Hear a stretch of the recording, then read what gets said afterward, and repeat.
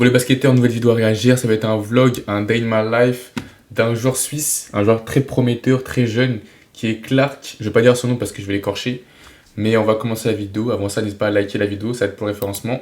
C'est parti, let's go. Donc un joueur suisse, 2,03 m, ailier. Et voici Clark Kreithoeser, futur pépite tout droit sorti de la Suisse. Attends, ça commence dès le début là. Attends, il est boosté hein. La détente de fou. Ok, Eurobasket U18, il était à 21 points, 7,4 rebonds, 2,7 passes. Propre. Très très propre.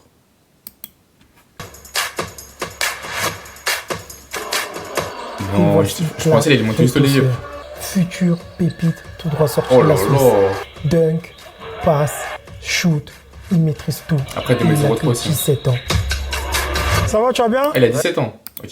Ça va, ta journée, comment elle s'est passée aujourd'hui? Les journées, c'est bon aussi. En vrai, là, j'ai eu de la chance parce que moi, quand je rentre avec les pros, des fois, je loupe les cours. C'est-à-dire, par exemple, ce matin, à 10h30, je devais être sur le terrain. On a technique individuelle avec l'assistant coach. Tu me disais, tu as hésité entre Antibes et Élan Chalon et aller à l'étranger. C'est un joueur suisse qui joue à Élan Chalon. Car il donne plus d'opportunités aux jeunes. Ouais, aussi, et je voulais pas apprendre une nouvelle langue. Par exemple, j'ai des opportunités en Espagne. Ok. Mais être loin de ma famille, apprendre une nouvelle langue, un nouveau basket, j'étais pas vraiment chaud. Ok. Et Antibes, en vrai, c'était quand même assez loin. Et ils sont en Pro B. Donc je me suis dit, autant aller à Chalon qui sont en Pro A et c'est plus proche de chez moi. Donc, C'est vrai que surtout que Chalon te fait plus confiance avec les espoirs, notamment où tu as un gros temps de jeu, mais aussi avec l'équipe pro, là où il t'intègre petit à petit. Non, franchement, à 17 ans, je joue en espoir, plus faire les entraînements avec les pros. Je sais pas s'il a déjà eu des minutes en match officiel, mais c'est très très propre, hein. Vraiment. Que ce soit en Coupe de France ou bien lors du championnat français. Oui, exactement. Et même, par exemple, quand j'étais en U18, il me faisait beaucoup monter avec les espoirs, surtout sur les entraînements. Ok. Et ça permet de progresser plus vite, hein, parce qu'on joue avec des gens vraiment, ils sont plus physiques, plus âgés. Et puis dès qu'on passe, par exemple, en espoir, bah ouais, du coup, il y a les entraînements pro. C'est ça, les gars. Et si vous voulez progresser rapidement, un cheat code, peu importe que ce soit dans votre club, que ce soit dehors, dans des playgrounds, jouez avec des personnes qui sont forts, qui sont boostées. Vraiment. C'est vraiment l'astuce qui fait que vous allez progresser rapidement. C'est de s'entraîner, de jouer, de vous confronter à des basketteurs qui sont beaucoup plus forts, beaucoup plus physiques que vous. Plus vite, il y a vraiment tout qui va plus vite. C'est vrai que moi je me suis toujours posé la question parce que moi j'ai joué mais toujours au niveau amateur, mais les jeunes comme toi qui passent de niveau entre guillemets U18 et après tu as un entraînement avec les pros, c'est vrai qu'au niveau de la vitesse c'est pas du tout la même. Ah, c'est pas du tout la même chose, le temps de réaction, la vitesse de jeu, la défense, ça n'a rien à voir. Ok. Ouais, bah j'imagine. Hein. Direction le temple d'Élan Chalon, le Colisée. Centre de formation. Juste avant l'entraînement, on m'informe que Clark a une séance vidéo. Je vous laisse Qui t'appelle, il est passé à Élan Chalon, je sais pas du tout. Découvrir les installations professionnelles. Ah, ça, elle est belle, hein. Mythique en France. Magnifique. Après, du coup, vous avez fait blanc. High tag ici, plutôt bien. Voilà, on vient montrer de la dissuasion. Et après, tu repars. Tu repars. Bien, le stunt également ici de Mathéo. Voilà, on collabore tous et on est dans les clous. Chaque fois que le gars a la balle, je suis placé pour défendre mon 1 contre 1. Et pourtant, avant, on a aidé les coéquipiers en se déplaçant beaucoup. Ils ont des analyses vidéo. Après la séance vidéo, le coach leur donne 5 minutes de temps libre où ils peuvent shooter, se mettre en jambes tranquillement, sans directive. Anecdote, j'ai déjà fait un stage avec lui là. Je crois que c'est Matteo Vigenot, il s'appelle. Attendez, je vais voir. Je vais voir à part. Il me semble que j'ai déjà fait. Je suis sûr que c'est lui. Attendez. Vigenot. Ou Vigno. C'est lui là. Ouais, voilà, c'est lui, Élan Chalon. J'ai déjà fait un stage avec lui. Les gars, je crois que c'est un 2009-2008. Il a un de ses shoots. Laissez tomber. C'est crazy.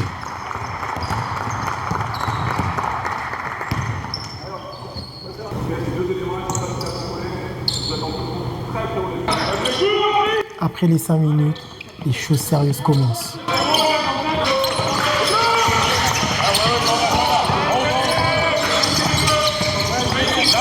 Donc, comme vous le voyez, c'est le jeu tiroir, comme on appelle ça en Suisse.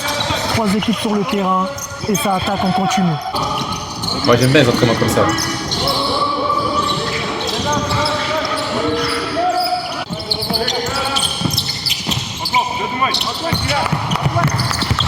L'intensité qu'ils mettent, c'est incroyable. Dites-vous, ça c'est juste des espoirs. Hein. Ils ont 4 joueurs, dont Clark, qui joue avec les pros. Ok, donc tu joues en pro. Intéressant.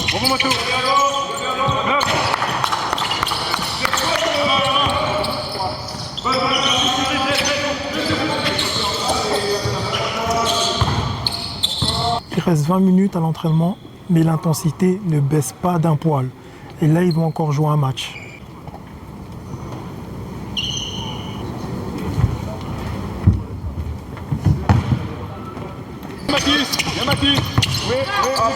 Va Thomas.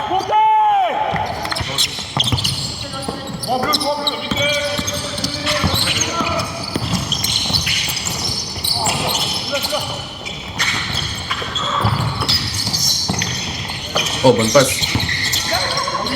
Joue-le. Bonne passe. Ah, top shot. Encore. Ok, ma bad, je pensais que l'enregistrement s'était arrêté. En fait, non, pas du tout. Let's go, on reprend.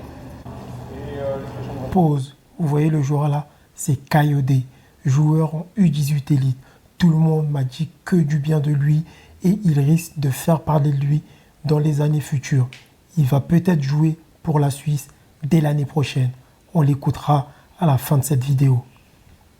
Donc on est avec monsieur Romain Chenot, responsable du centre de formation d'Élan Chalon. Bonsoir coach. Bonsoir. J'ai une première question pour vous. Qu'est-ce que ça fait d'être en charge de futurs professionnels ? Alors c'est forcément une mission très gratifiante. C'est d'ailleurs une mission que je prends en charge depuis de nombreuses années. Et si je le fais depuis autant d'années, c'est justement parce que j'y prends beaucoup de plaisir. C'est comme pour moi une espèce de vocation. J'ai eu la chance d'occuper d'autres postes dans le basket professionnel. Et celui qui me donne au quotidien le plus d'énergie, c'est celui d'accompagner des jeunes joueurs. Voilà, la sensation quand tu accompagnes des bons joueurs et qu'après ils deviennent pros, elle est que gratifiante. Dans un centre de formation comme celui d'Élan Chalon. Très bien, et donc je suis là pour un certain joueur, Clark. Qu'est-ce que vous pouvez me dire sur lui ? Eh bien, Clark est évidemment un garçon avec beaucoup de potentiel. C'est une banalité de dire ça, je pense que tout le monde maintenant s'en rend compte. Il est arrivé ici très jeune et avec beaucoup de chemin à accomplir. Et il est en train, à travers cette 3e saison ici avec nous, de gravir plusieurs marches. Il a déjà entrepris, je dirais, cette avancée en milieu de saison dernière, où là, il a commencé à mettre en place des choses de son côté. C'était plutôt ça, il y avait un besoin de se responsabiliser, de comprendre que le parcours qu'il allait avoir, il dépendait quand même beaucoup de lui. Bien sûr, autour de lui, on a un accompagnement important à mettre en œuvre. Mais l'impulsion, le moteur, c'est évidemment à lui de l'allumer. Et il a entrepris ça en milieu de saison dernière. Et depuis, il est en train de franchir des grands pas qui l'emmènent pour l'instant jusqu'à l'entraînement avec l'équipe pro. Il a même joué quelques matchs avec notre équipe professionnelle. Exactement. Il nous a entre guillemets obligés à ne plus le faire jouer en U18, mais alors qu'il en a encore l'âge, mais à ne jouer qu'en U21. Ouais, faut se dire que c'est un U17 qui fait 2m03 et qui joue avec les pros. Je sais pas s'il marque, je sais pas s'il y a des highlights de lui en pro, en match officiel, mais déjà c'est très très fort ce qu'il fait. Et à avoir un rôle important avec notre équipe U21. Donc voilà, cet été il a fait des superbes campagnes avec les équipes nationales suisses, que ce soit U18 ou la FIBA. Ouais, exactement.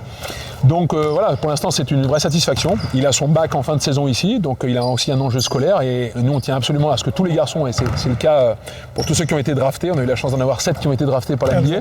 Et les 7 ont eu leur bac au sein de notre structure, donc on sera évidemment aussi attentif à son développement sportif que scolaire.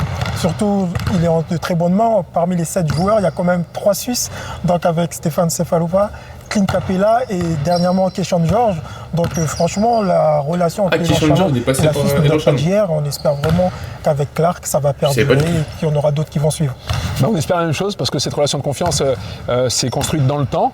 Et évidemment, nous, on est évidemment très attentifs au développement des jeunes joueurs suisses. Et On espère qu'avec l'histoire, avec tous les joueurs que vous venez de citer, et d'autres d'ailleurs qui ont réussi à des niveaux professionnels sans passer par la NBA, mais on espère que justement les jeunes Suisses se disent ok, voilà un endroit où c'est favorable pour se développer et où il y a un chemin dirigé vers le haut niveau qui est plutôt clair. Ok, très bien. Merci pour votre accueil. En tout cas, moi j'ai pris vraiment de plaisir à voir une équipe jeunesse semi-pro à s'entraîner. C'est pas tous les jours qu'on voit ça. Et j'espère à très bientôt. Merci, à bientôt. Merci. Alors Clark, c'est quoi tes retours de cet entraînement? Ouais, au début c'était compliqué. Parce qu'on a fait un nouveau truc qu'on n'avait jamais fait. Au début on comprenait pas trop le but de l'exercice. C'était un peu brouillon on va dire. Et je pense que c'était fait exprès, c'était pour nous aider à transiter et tout ça. Mais on a eu de la peine. Mais après on a fait du 5-5, c'était bien. Ok. Et on a réussi à augmenter l'intensité. Pas forcément des deux côtés, du coup il y avait soit un désavantage sur une équipe, mais la fin de l'entraînement était bien je trouve. Ok. Moi ce que j'aime bien chez toi pour les matchs que j'ai commentés et même là que j'ai vu aujourd'hui, t'as une espèce de nonchalance mais t'as un très beau jeu de passes. Ouais. T'aimes bien faire des passes, etc. Ouais, on me le dit souvent et je le vois à la vidéo en fait, c'est que quand je joue à les autres j'ai l'impression qu'ils jouent à fond. Et moi j'ai l'impression que je joue à fond mais quand je me regarde on dirait que je joue à 2 à l'heure en fait. Non mais c'est exactement ça, t'as une nonchalance.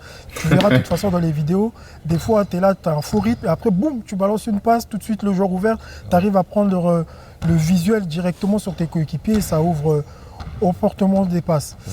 D'ailleurs, concernant ton année 2025, donc il y a eu la Coupe du Monde FIBA qui a été une réussite pour toi. Ensuite, il y a eu l'Euro U18 où tu as fait des très grandes performances. Tu as même été invité par la NBA. Quel est ton bilan de cette année 2025 ? Année 2025, invité par la NBA, c'est la meilleure année en termes de... C'est crazy un peu. Ok. Donc c'est pas un simple joueur.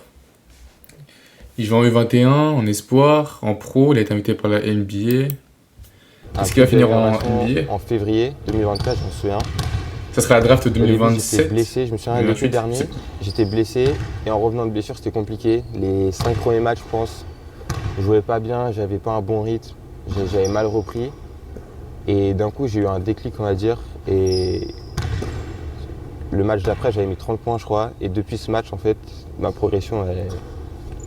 Ça risque d'évoluer. Ouais.